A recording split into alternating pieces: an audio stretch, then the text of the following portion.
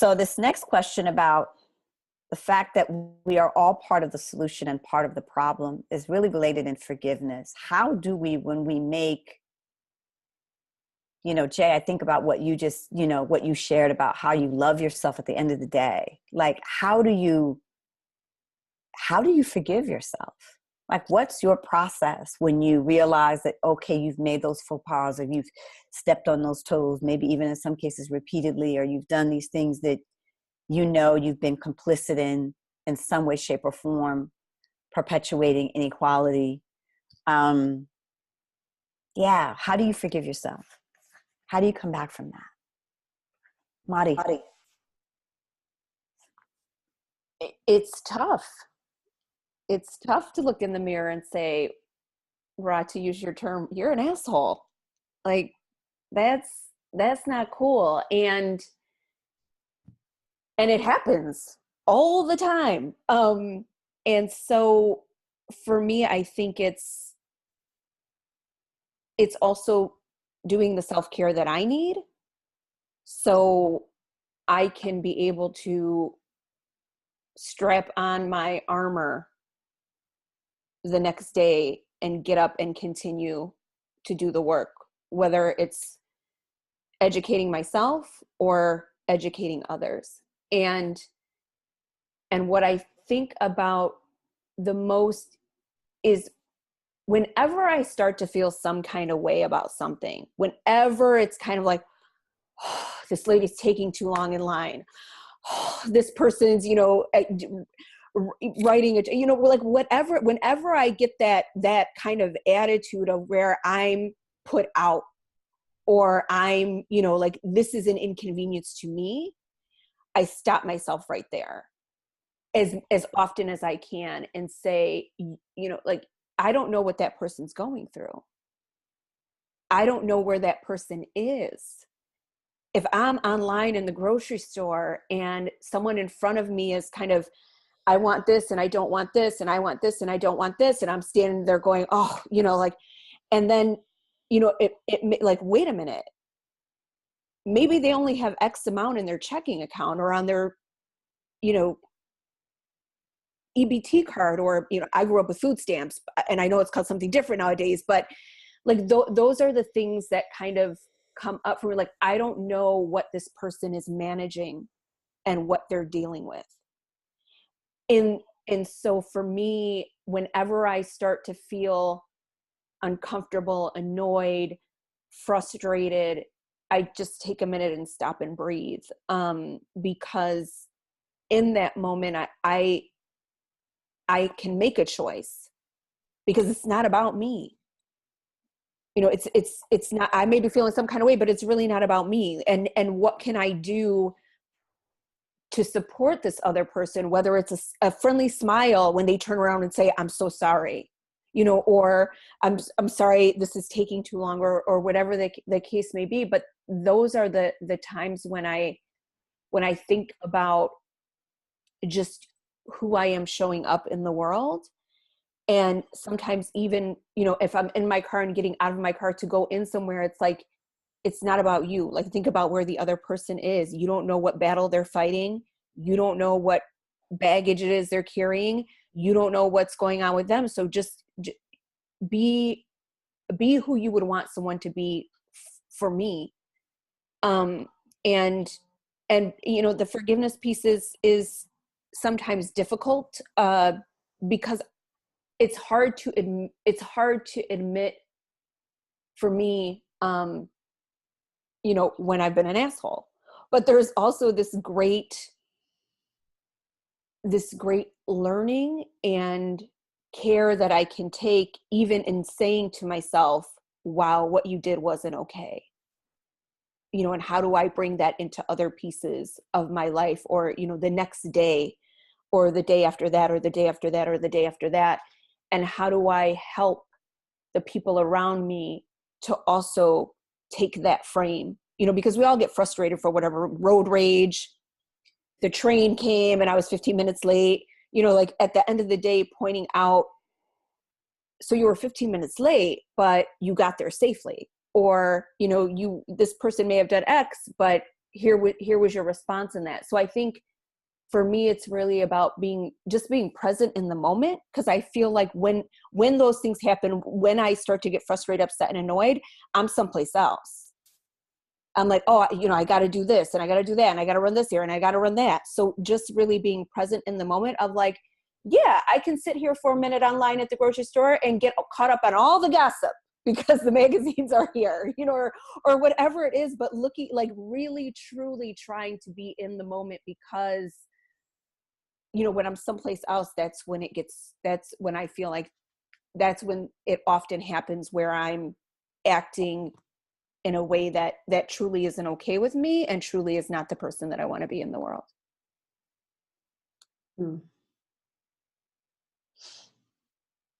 Thank you, Madi. This one is a really, really big one for me. And I come from the mindset that that people do the best they can with the information they have. And for me, that mindset, or the frame I hold, is in the power of humanity. That in essence, we are good people. And that's what I choose to believe. Within that frame, for many years, up until literally like this year, I was not including myself in that. So that I gave that to everyone but me. And somehow I wasn't, that wasn't okay for me, And it's like, what I recognize is the damage that it causes is that I'm in a perpetual state of victimhood, because I'm operating then from a place of shame, guilt, and pain. And then when you're operating out of that, actually everything is out of integrity, because it's not authentic. It's like every decision that you make is coming from a hurt place, and so operating in victim and doing the best that you can and trying to raise in victimhood will never be my full potential. It'll be my full potential as a victim. So what I'm learning and what I'm going through now in my transformation around healing is to come to the acceptance that I have made bad decisions. I have made choices that were not they were not the right choices. I can't even say it more simply than that. And that I can continue to stew in that and be a victim to that, or I can acknowledge that, grieve that, make amends to the people that I've hurt, and then my job is to rise out of that and to do better, and to know that like what has happened, and this is also the other frame is trust in the universe, is that I have to believe that there's a reason for it. I have to believe that there was a reason for it. There were lessons and blessings that wouldn't have happened had I not made those decisions. And from that, I have to move on. I have to move on to be in a place of power and to make better decisions from a grounded, foundational place of wholeness, like being whole. And once I fully got that I get to also be part of the community that says, when I know better, I do better, then I'm able to heal and transform and grow into the human being that I want to be in this world.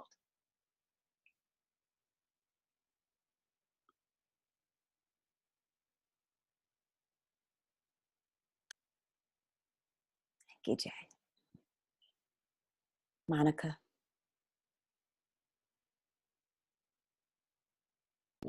Yeah, Jay, you couldn't have put it better. I just want to acknowledge I'm a little distracted because we have a menagerie living under our deck and I hear a lot of noise. I don't know what it is. I can't see from here. I'm bracketing that for now. I think the beautiful thing that I'm encountering at my age in my 50s is I've done a lot of work on myself. And so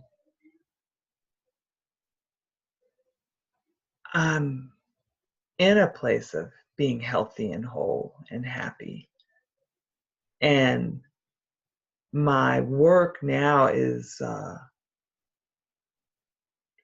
finishing work, or like when you finish some fine piece of furniture and you're adding that special touch and those different nuances to it, so that it's not as much of a heavy lift. It's still work,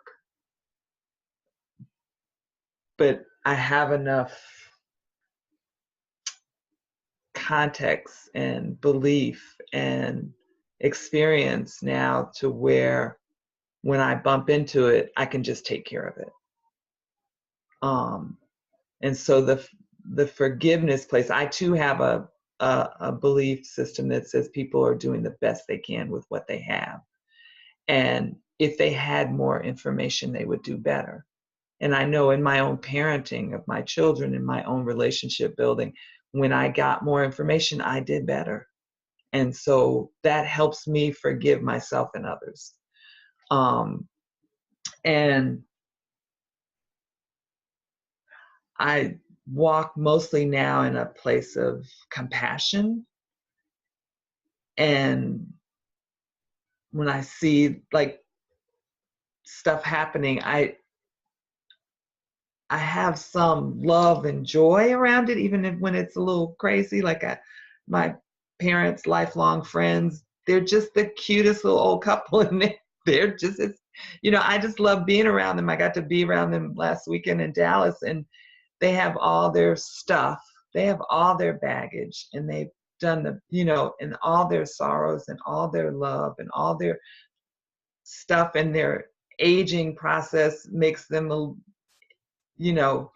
do things like she ate her cake before as we're going in the restaurant, she's carrying her cake in, eating it, and tells the waitress, well, I'm old and I'm a little different because I'm eating my dessert first. So there's a way she's owning her own stuff. And I think it says something about our mastery of ourselves when we own it, when we don't take ourselves too seriously, when we are compassionate with ourselves and others around whatever we're encountering, whether it's work or personal or business or relational or spiritual development, or whatever it is that we're getting to learn in each moment, however we're lightening our own load by transforming whatever it is into something that's useful and empowering and transformational for us.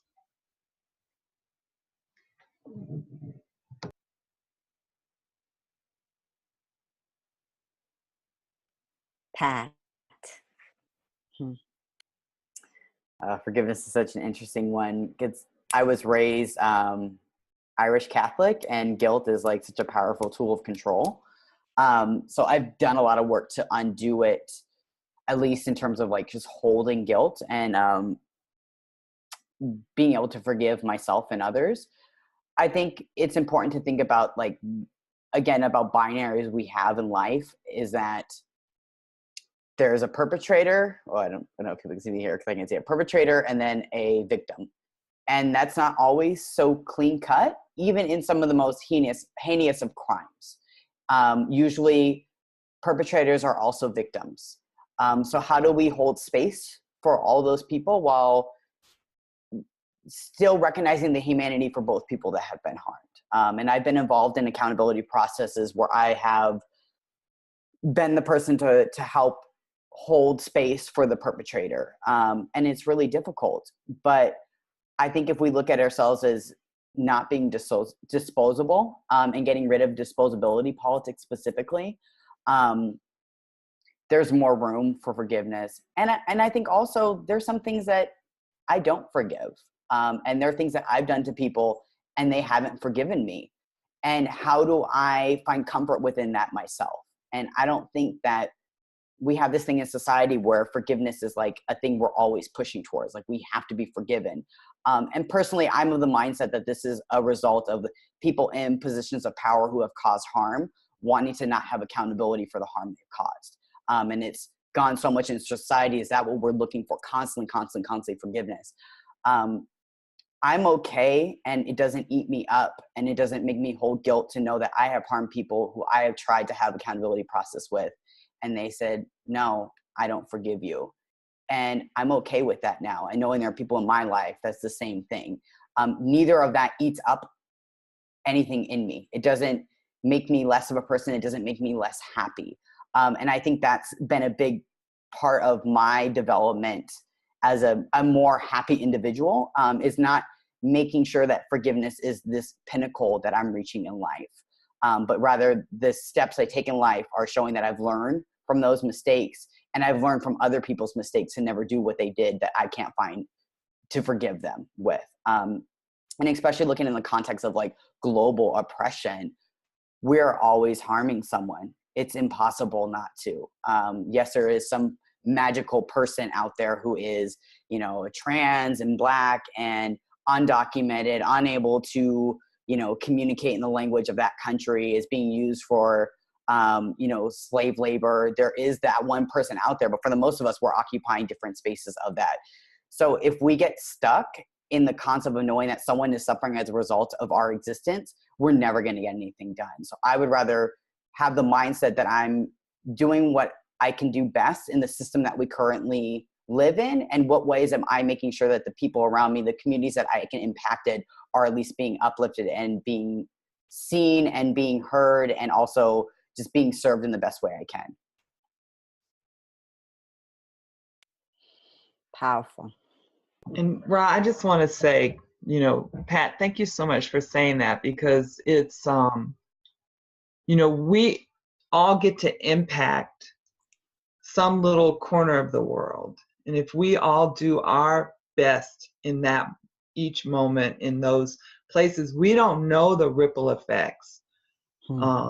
If I'm kind to the person in line at the grocery store, like Mari said, if I help some young person or elder, I don't know what that transforms in them, and then what will happen as a result. So, I just want to thank you.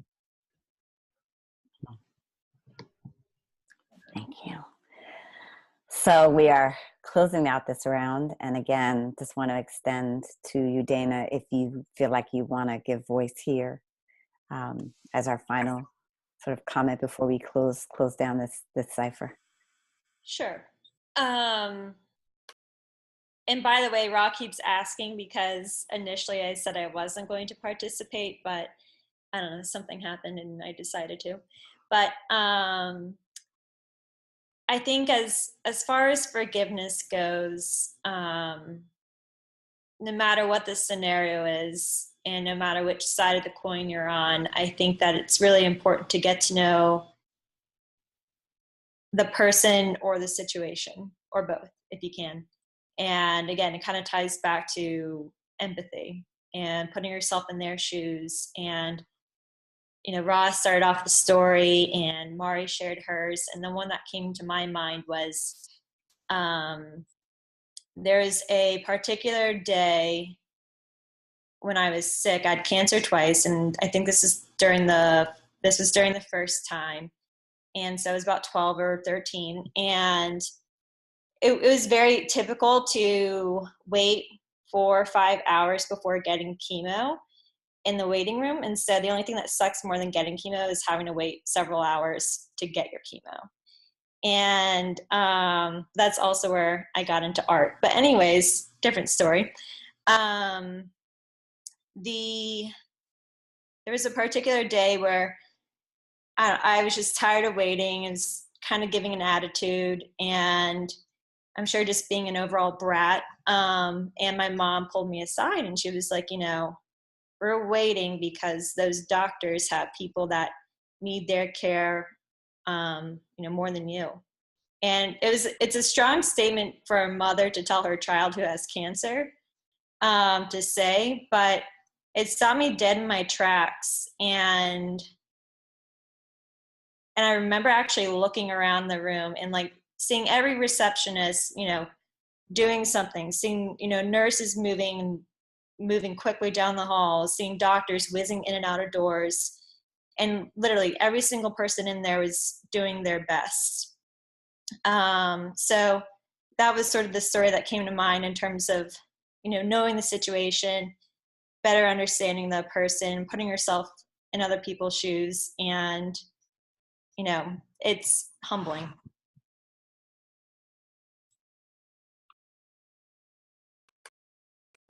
Thank you. So I want to acknowledge that we have like a minute left, and what we've gotten through are 3 of the 6 questions. So clearly there is a potential round 2 in order, but I wanted to just maybe give us an opportunity, just, you know, very, very briefly, you guys, maybe, you know, 2 to 5 words, just what you want to say to each other, or just, you know, in whatever way you may want to acknowledge yourself or acknowledge the team for this process today. You know, and again, we're just being mindful of time. We have about a minute, but just, I feel like 1 word is not enough given all that we've shared. So I'm trying to balance time as well as balancing the richness of what's unfolded in this process. So I'm going to stay in the same order, Mari, and then we'll go exactly as we've been moving. Sure. I just appreciate the conversation. I appreciate Pat and Ra working to get the questions, and as deep as they are, and allowing us to come together as a team and go deep internally, and allowing the fact that we thought we were going to be able to do this in this amount of time, and realizing on the front end that we're going to need this amount of time. But true to form, it's always, you know, whatever you think will take this long, will always take this long. But I just want to thank everyone on the call. But yeah, big ups to Pat and Ra for putting the questions together. Thank you. Yeah, gratitude, definitely. I think the conversations are what are going to get us to the next place of personal and collective liberation. It's all in the conversation. So thankful to everybody that is coming and speaking their truth and being courageous about talking about things that are challenging to talk about. So just gratitude and appreciation to everyone. I have a lot of gratitude and appreciation, and I think the conversation has just expanded my knowing of each of us and my affection and love for each of us. Just want to thank everyone who was the process of getting this in steps in the works, starting from original, I think it was an email from Dana, and then me pushing back and then causing this evolution, and then Raw adding so much levels to this to make sure like we're embracing everyone and making sure this is a conversation that's meant for everyone regardless of where they're at now. So I think it's something to say that this conversation can be from someone who's been in this for a long time, or who literally recent events have just woken them up. And just really appreciate everyone going deep and being vulnerable, and also being open to this, because I didn't know if everyone would be okay with it.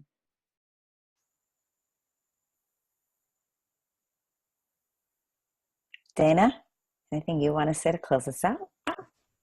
Just thank you, and thank you for letting me destroy every piece of china in the China store, and still loving me throughout this process. But I thoroughly and sincerely enjoy learning different perspectives about all types of people, and their walks of life. And I think it's very bold for people to openly share them. So thank you. Awesome. You all, thank you so much for taking the time. I love you. I appreciate you.